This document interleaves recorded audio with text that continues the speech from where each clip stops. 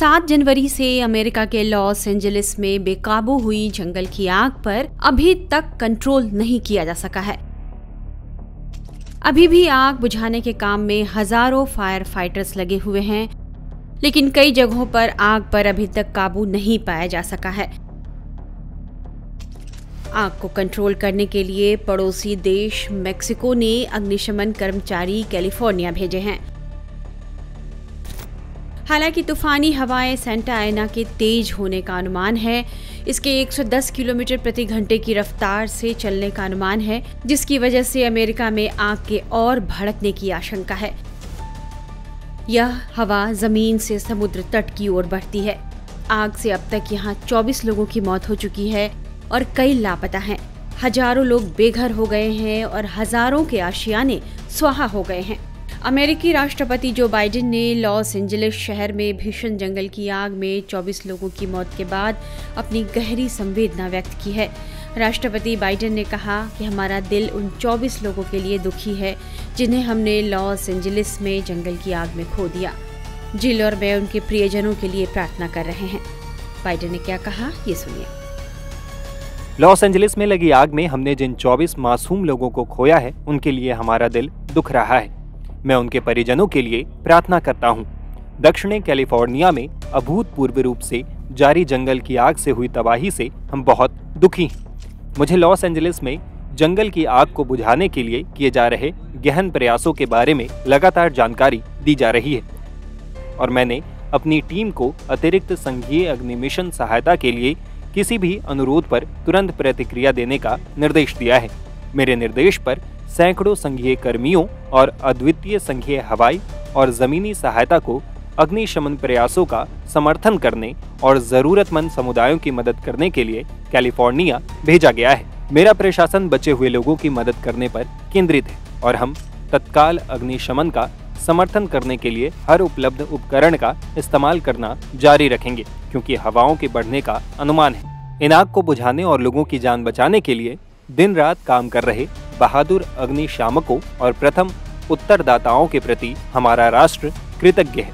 आप अमेरिका के सर्वश्रेष्ठ लोगों का प्रतिनिधित्व करते हैं और हम आपके ऋणी हैं। जंगल की आग की वजह से जलकर खाक हुई संपत्ति और वाहनों की विभिन्न तस्वीरें बेहद डरावनी हैं। लॉस एंजलिस के इतिहास की सबसे विनाशकारी बताई जाने वाली इस आग में अब तक 10,000 से अधिक इमारतें जलकर राख हो चुकी हैं और करीब 60,000 अन्य इमारतों पर खतरा मंडरा रहा है। बीमा के दायरे में आने वाली कुल संपत्ति के 8 अरब डॉलर से अधिक होने का अनुमान है, क्योंकि बहुत महंगी संपत्तियों को भी नुकसान पहुंचा है, जिनमें बॉलीवुड के नामचीन सितारे और सेलिब्रिटी के घर भी हैं, जो आग में स्वाहा हो गए। आप सड़क के किनारे इन जली हुई इमारतों के अवशेषों को देख सकते हैं। सैकड़ों घर जमींदोज हो चुके हैं। जलने के कारण कारों का सिर्फ ढांचा बचा हुआ है। एटीएम पिघल गए हैं और तेज हवाओं ने मजबूत पेड़ों को भी गिरा दिया है। जो तस्वीरें सामने आ रही है, उससे पता चलता है कि यह तबाही कितनी बड़ी है। लॉस एंजलिस में लगी आग की वजह से हजारों लोगों के घर जल गए हैं। ऐसे में लोग होटल, अल्पकालिक किराए वाले घर और कारों में शरण ले रहे हैं। पूरे क्षेत्र में जंगल की आग फैलने के बाद अल्ताडेना में आवासीय घर खंडहर हो गए हैं।